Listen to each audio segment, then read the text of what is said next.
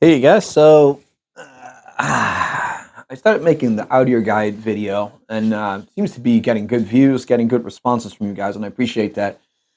So I wanted to make a follow up on that one as well. There were a couple of comments. One of them was kind of saying, "Hey, do not negate vintage audio," which I'm clearly not doing in the video. So please, guys, when you watch the video, it kind of is pretty clear that I'm aiming at mostly my own experiences and also for a beginner. For guys like you, obviously, that have been longer in this hobby and have been around the block, it's a different story because, guys like you and me, and most likely people that have been longer in this hobby, understand the secondhand market a lot better. And we've learned by making mistakes. I think we've all bought that one product that we go like, oh, why did I do that? Anyways, let's go on to part number two. And I had to think about a little bit of what I wanted to say here because some stuff sounds a little bit regurgitative, but it's also in the extension of the first video. So here is one that is actually sounds really silly, but it's something that I've learned later on as well. Is what you see right here next to me, a good listening chair that is comfortable to you. Now, the criteria there is kind of mixed amongst audio guys. Some people go for extremely expensive chairs. This is an Eames replica. They cost about $600, $700 for it's a relatively expensive chair. Let's face it, it's not that cheap. It's a great chair, but it's not that cheap. And it's also kind of difficult to equate that in the cost of what you're doing. Mind yourself of this, though. You're listening to music. You have to sit down to listen to music. It's a big part of your comfort level that also dictates if this is going to be enjoyable or not. And I think that's the thing that most people do not talk about. Sorry about the bad lighting. I'm going to fix that right now if I can, because somebody said something about that. Yeah, more the spotlight on me. Anyways, as I was saying, that is a thing that people don't talk much about at all. That this is also a part of your audio curriculum. A good seat. I like the Eames replica. It could be that you like a lazy boy. It could be that you found a thrift store chair that fits perfectly for you. Find something that fits. That is not connected to the spender of it. It doesn't have to be expensive, guys. If you are perfectly fine sitting in a straight chair, perfect. But make sure you're comfortable. And I think that's something that people don't talk about. Yes, it adds to the cost, but it's also an investment that you can enjoy for decades if you take care of your seat. It's a very important part of your enjoyment. And that's something I didn't know in the beginning when I started this. I was sitting in a relatively, cheap couch. I was sitting in the middle of the couch. No, it is no rests, no nothing, and just sitting there like a. And at the end of a listening session of 2.5 hours, your lower back is killing you. Just make sure you buy a seat that is extremely comfortable. Here I have my Eames in this setup because it's a beautiful chair to begin with, and it's one of my favorite chairs. And in the den, I have a Lazy Boy recliner. It was actually leftover chair. It was actually a super comfortable chair. However, prefer the Eames for another reason. The arm rest doesn't go beyond my ears or up here where I have, for instance, the recliner, where this is all pillow. So it's just one of those criteria. You might want to check into that. So there you go, the chair.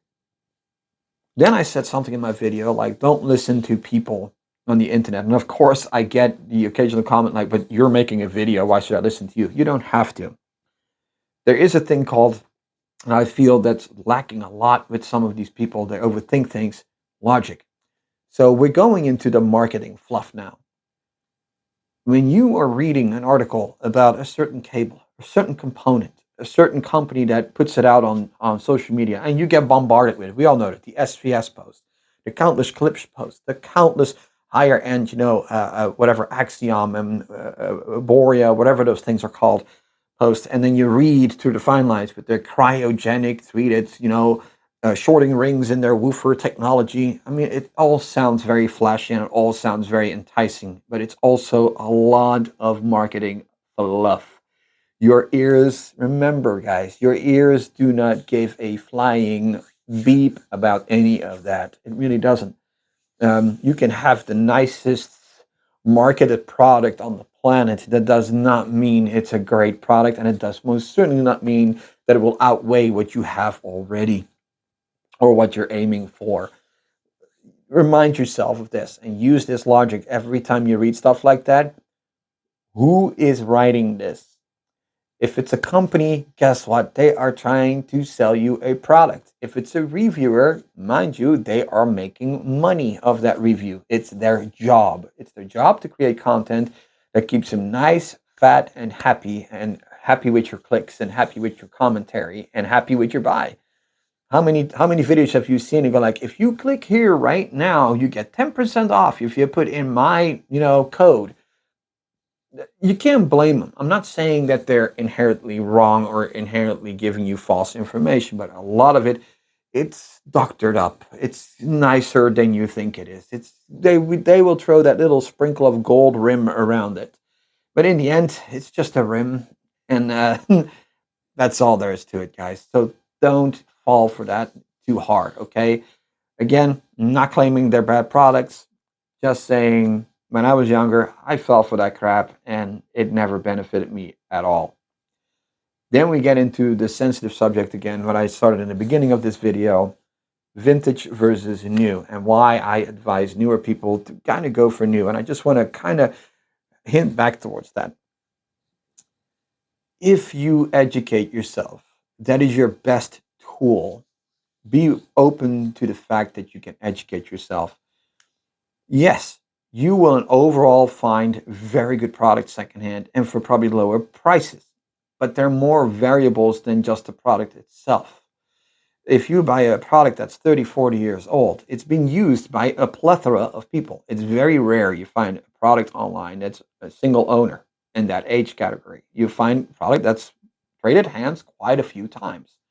Also, if you're a little bit basic electronics there, if you look at an amplifier, for instance, capacitors, they 9 out of 10 times, it behooves you to replace them. You could say, well, this sounds still good to me and it sounds great until it poops out on you.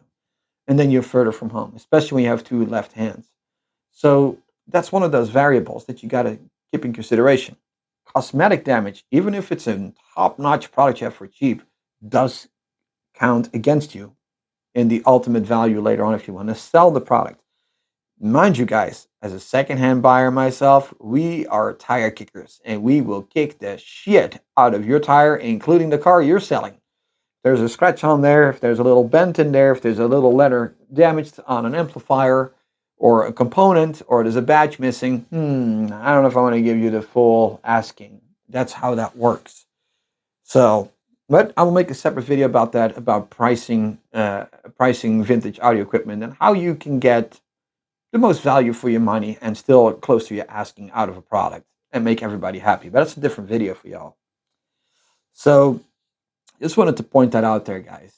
So again, don't read me wrong. These are just things that I've experienced and that I have learned the hard way as well. Um, then I want to do one more thing in this particular second part of the guide. And I see this a lot, and I don't understand this. And I know I'm gonna get a lot of flack saying this, but I'm saying this for the beginner. I don't say this for the advanced one. So are you ready? Do not buy old receivers. They are absolutely pointless for a beginner. And before you start, yes, there are really awesome receivers out there. I've had Magnetoshes out here. I had Pioneers out here. And I know there's a lot of nostalgia attached to these things. This is a 200, 250, what was the most powerful receiver ever built, ever whatnot. There is a couple of issues with them. The pricing is atrociously high now on these things. And the reason for it is it's a heirloom, it's a collector's item. It's the holy grail price you're paying. The problem is with these receivers, there is a plethora of functionality on there which you will never ever use in your life. Who still uses a tuner? Be honest. There's not many of them. I got a tuner right here. I'm looking at a 400 model Marantz. Beautiful piece of machinery. It has a nice gyro on it. It was one of the first one with a quartz display and the analog slider. It's a great tuner. It's not like the top of the line, but it's great. But do you use it? No, you won't. Then you have all these special functions on there. I won't even go in depth of it because as these receivers get bigger in size, they will have more functionality and quad selectors on there and all kinds of stuff. I mean, is the stuff outdated? Yes. Do you still use the stuff? No. Is it cool? Absolutely. It has a cool factor. So do not, again, before you start hammering me, I'm not hacking on these products. I do feel the prices are a little bit ridiculous at 5, 6, 7. I've seen them for $10,000, but it's a 200-watt receiver. Great for $10,000. You're swimming in a pool with sharks that will devour that thing all day long in that price category. I'm sorry, but this is more of when you really want it for a collection. If you really are a collector and you curate these products because you love to look at them and once in a while play with them and just show them off because it's a showpiece, you know, it's a very good conversation piece. All more power to you. But again, for you as a beginner, don't venture in that stuff, even if you have money like that to spend. Or worse, a lot of people do it on credit cards. I already made a video about that, guys. Don't do it. Don't do it. It's not worth it. Anyways, this is part number 2. I might do a part number 3. There's more stuff I want to go into, more component wise, maybe. Also, I'm going to introduce the Moran stack. We call it the Crustarans here. And maybe do a little talk about that.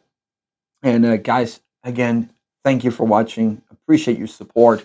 Hopefully, this helped you out a little bit. And we're going to make more videos like this.